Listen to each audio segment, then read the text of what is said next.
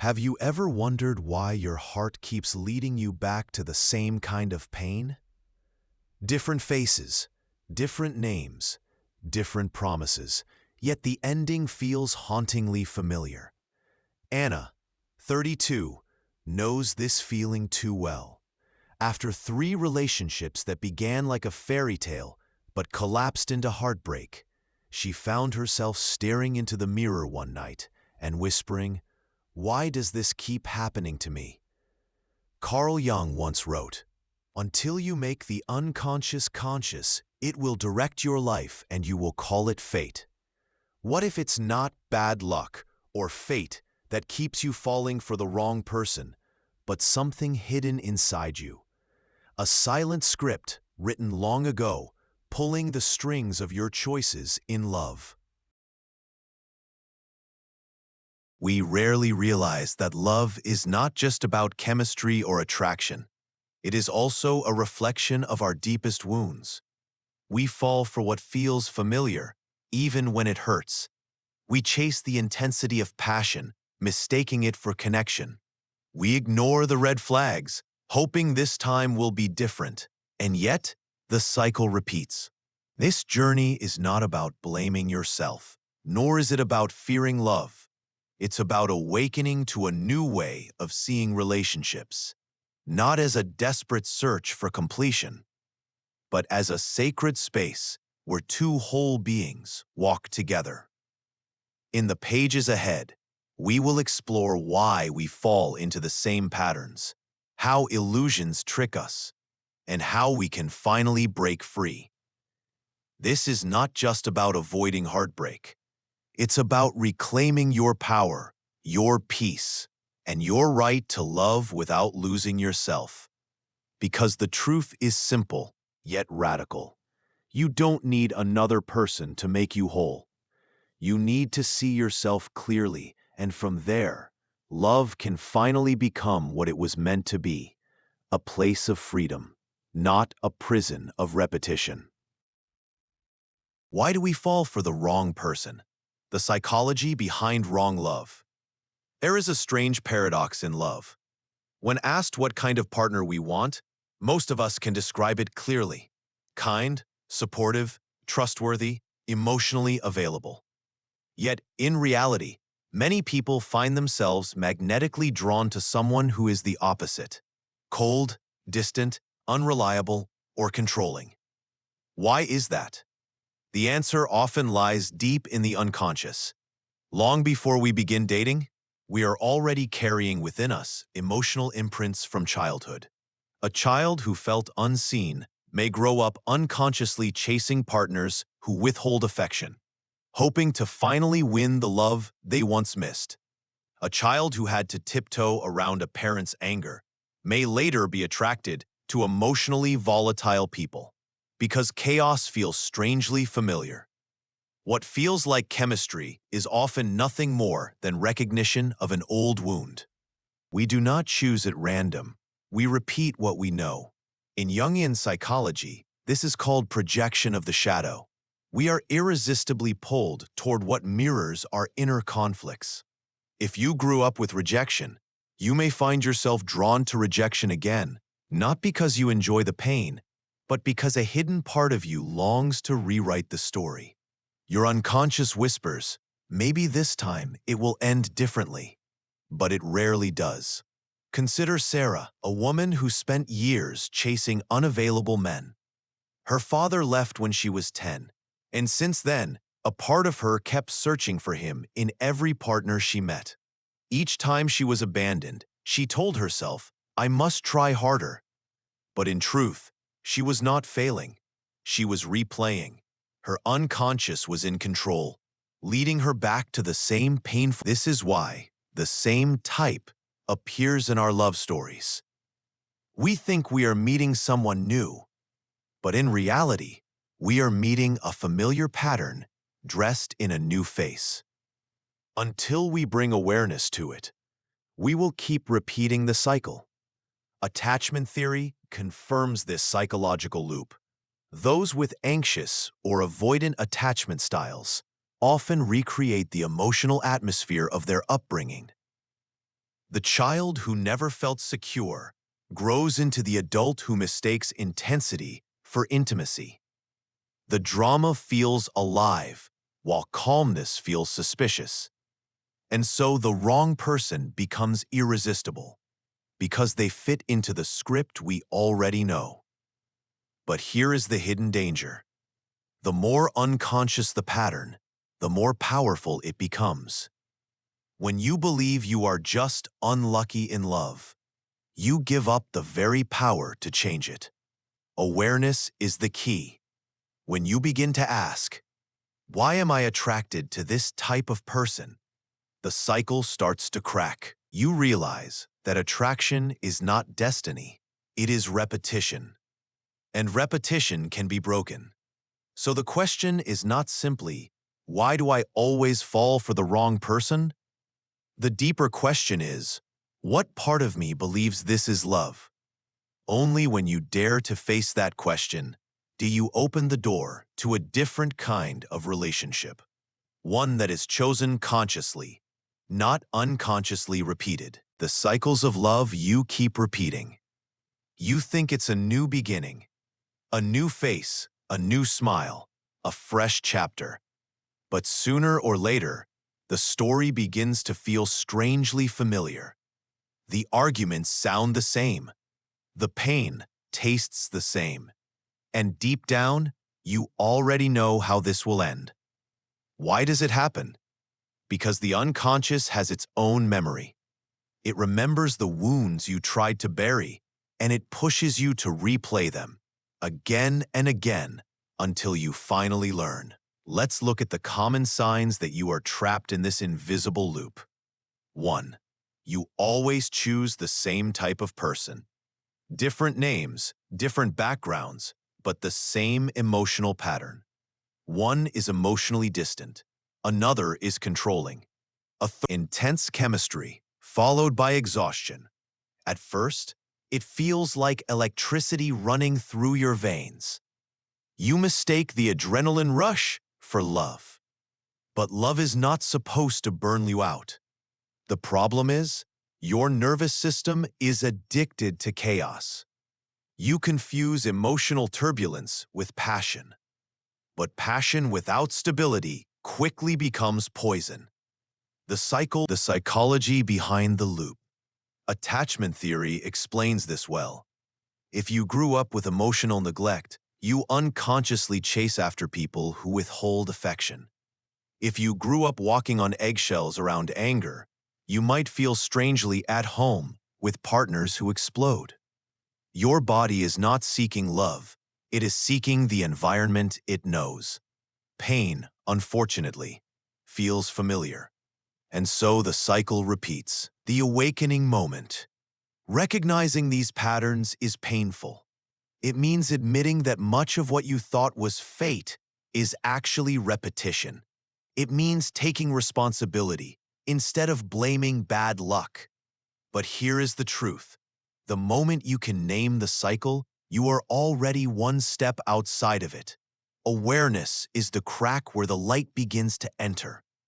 So pause and ask yourself, am I truly in love or just in repetition? Does this person nurture me or simply trigger what I've always known? Do I want to heal or do I want to keep playing the same story? The cycle ends the day you stop calling it destiny and start calling it what it really is, a pattern waiting to be broken. The illusions that trap us. Have you ever asked yourself, why do I keep falling for the same kind of pain? You thought it was love.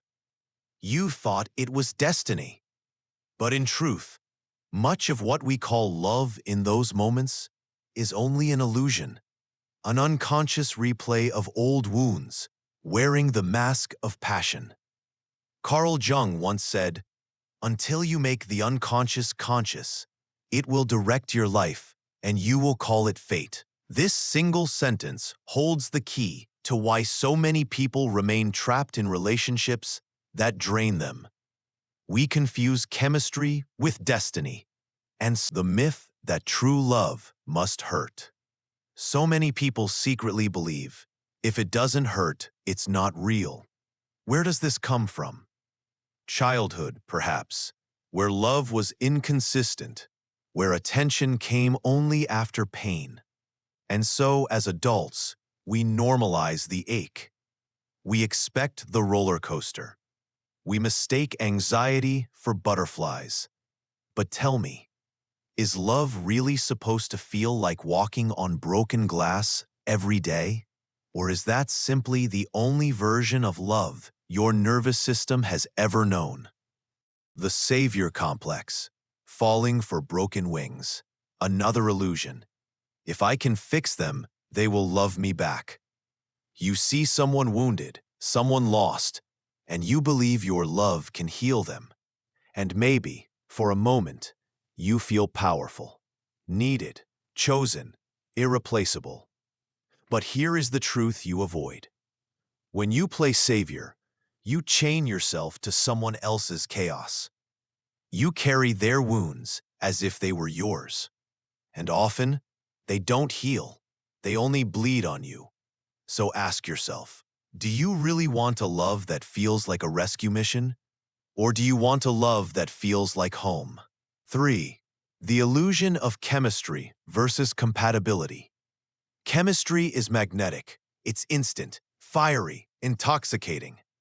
But chemistry alone cannot sustain love.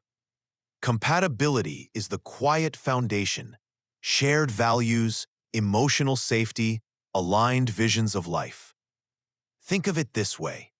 Chemistry is the spark that lights a match. Compatibility is the steady flame that keeps the fire alive. Without both, you burn out quickly, or worse, burn yourself to ashes. 4. Redefining what love truly is. Love is not supposed to leave you guessing. Love is not supposed to feel like a war, where you fight to be seen, heard, or chosen.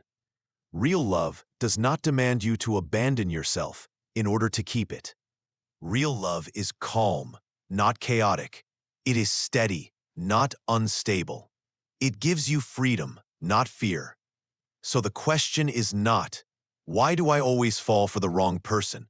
The question is, what illusions am I still clinging to that make the wrong person look like love? Recognizing the signs of healthy love. We often imagine love as passion, fireworks, or the irresistible pull towards someone who feels like destiny. But here's the hard truth.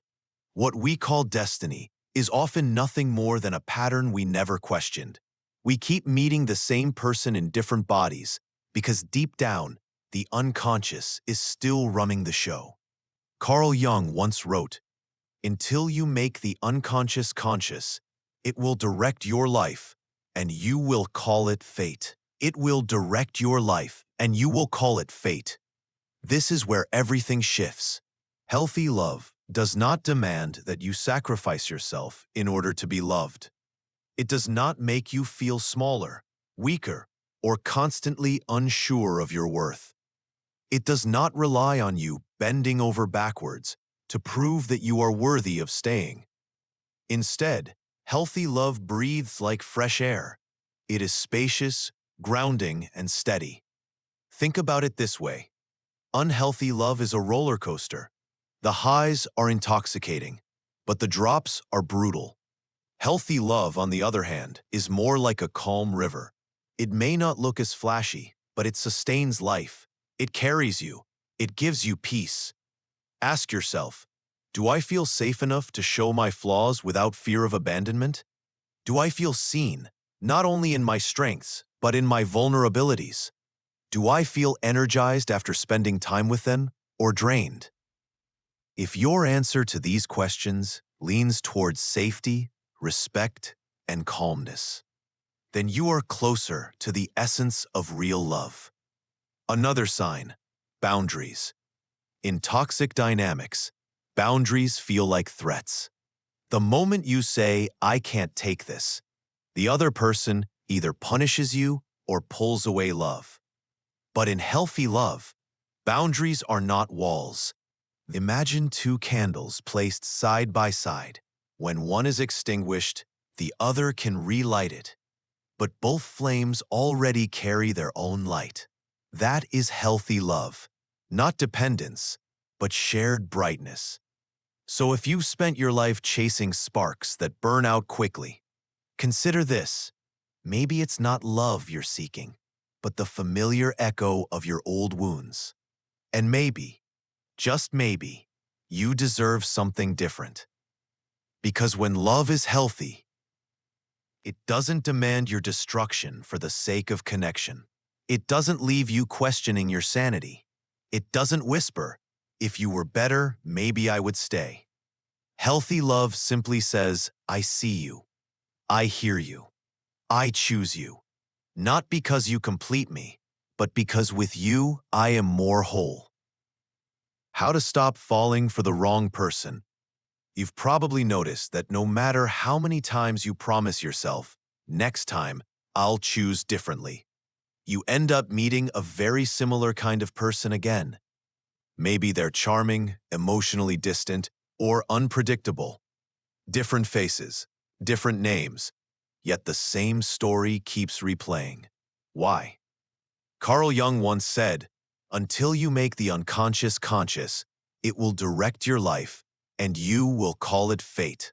This is not just a philosophical idea. It is a psychological truth. If you don't shine light on the hidden patterns inside you, they will keep leading you to the same heartbreaks. The good news? You can break the cycle, and it begins with awareness. Dot, dot, dot. Step 1. Radical self-awareness. Ask yourself, what am I actually looking for in love? Not the surface answers like someone kind or someone funny, but the deeper truth. Are you searching for safety, validation, to prove you are lovable? Until you identify this hidden hunger, it will unconsciously drive your choices. Self-awareness is about naming the void inside, so you no longer try to fill it with the wrong person. Step 2. Healing the past, meeting your inner child. Most of us are not falling in love with people. We are falling into old wounds. That emotionally unavailable partner, he mirrors the parent who was never there. That controlling partner, she echoes the caregiver who smothered your freedom. Healing means turning toward your inner child, the part of you that still longs for what you never received.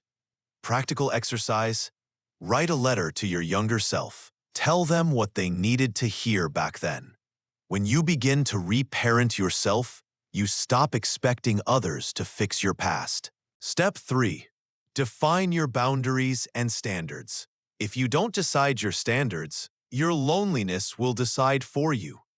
Boundaries are not walls. They are filters. They keep out what destroys your peace and let in what nourishes you. Ask yourself, what behaviors are absolutely unacceptable? What qualities are non-negotiable? Write them down. When loneliness tempts you, return to this list. It is your anchor. Step 4. Let time reveal the truth.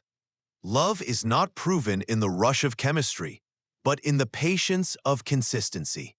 Anyone can impress you for 3 weeks.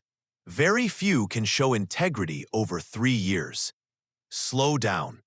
Watch how they respond when you say no. Notice if they respect your silence, your needs, your individuality. Time reveals what chemistry tries to hide. Step 5. Conscious choice, not unconscious repetition. Breaking the cycle is not about avoiding pain at all costs. It's about choosing with awareness.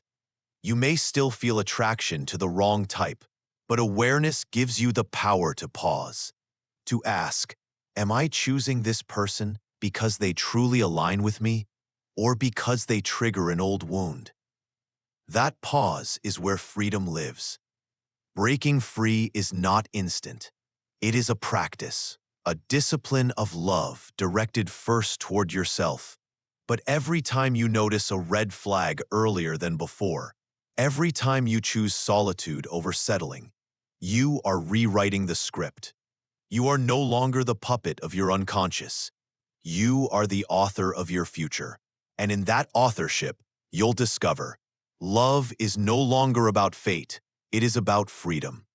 A new vision of love, beyond the old patterns. There comes a moment when you finally pause and ask yourself, what if love is not what I thought it was? For so long, you may have equated passion with chaos, attention with control, or longing with true connection. But what if those definitions were only echoes of your unconscious wounds?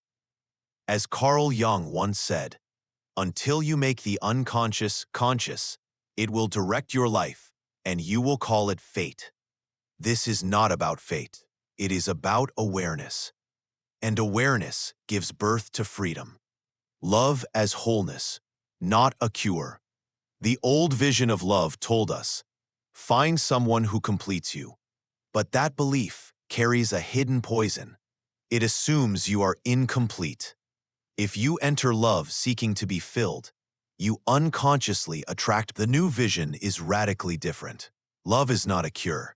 Love is the overflowing of two souls already whole. Imagine two rivers, each flowing strong in their own right, meeting and creating a greater current together. That is the love that liberates instead of imprisons. From scarcity to abundance. When you operate from inner scarcity, every gesture in love feels like survival. A delayed text feels like abandonment. A small disagreement feels like rejection. A need for space feels like betrayal. But when you step into abundance, when you know you are already enough, love transforms. The candle metaphor. Think of two candles. If one candle is unlit and relies on the other to burn, it drains the giver until both are exhausted. But if both candles are already burning, their shared light doubles the brightness. Real love is not parasitic, it is catalytic. It does not steal your fire, it multiplies it. A partnership of growth. In the old story, love was about finding someone who makes you feel alive. But in truth, that thrill often came from instability, not depth. In the new vision, love is not about being rescued. It is about being mirrored. A healthy partner does not complete you. They reflect you back to yourself. They don't drag you into old patterns. They walk beside you as you break them. This kind of love invites growth. You are no longer playing tug-of-war between fear and desire. Instead, you are building something steady, sacred, and deeply human.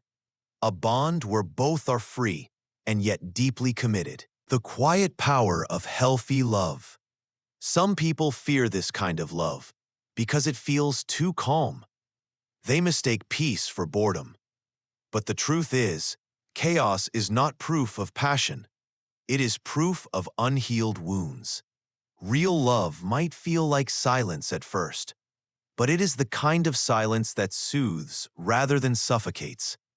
It is the quiet rhythm of safety, where your nervous system can finally rest, where you no longer live on the edge of abandonment. Choosing the new vision. So the question becomes, will you keep repeating the cycle, calling it fate, or will you dare to choose differently? The new vision of love is not about fireworks that blind you. It is about the steady flame that warms you for a lifetime. It is not about losing yourself in someone else, but finding someone who allows you to become more of who you already are. This is the love that no longer drains you, but sustains you. It is not an escape from yourself. It is the discovery of yourself together. And from this place of inner fullness, you can finally say, I choose peace. I choose myself. And from there, I choose love. Until you make the unconscious conscious. Think about that for a moment. How many times have you told yourself, it just wasn't meant to be, after another relationship fell apart? How often have you convinced yourself that destiny, bad timing, or the wrong person was the cause, without realizing that what you call fate may simply be your unconscious patterns pulling the strings? The truth is uncomfortable. What you cannot see within yourself, you will repeat in your relationships. The neglected child in you will keep choosing people who neglect you. The fearful child in you will keep running into people who trigger your fears. The part of you that craves control will be magnetized by those who dominate. It feels like destiny. It feels like a curse. But it is only the unconscious living your life. And here is the awakening. Once you dare to look into the shadow, to name what you fear, to face the patterns you've been avoiding, you break the spell. Fate loses its grip. You begin to write your own script. Ask yourself, what kind of love do I secretly believe I deserve? Why do I mistake chaos for passion? Why do I silence myself when I long to speak? Each answer is a torchlight into the unconscious. Each realization is one thread cut from the web of fate. Imagine standing at the edge of your next relationship, not led by blind impulses, but with clear eyes, steady heart, and conscious choice. Love then ceases to be a battlefield of repeated wounds. It becomes a sacred ground where two whole people meet. So remember Jung's warning. If you do not make the unconscious conscious, it will direct your life. But also remember the gift hidden within. The moment you do make it conscious, you reclaim authorship. You are no longer a victim of destiny. You are the creator of your path, your love, your peace.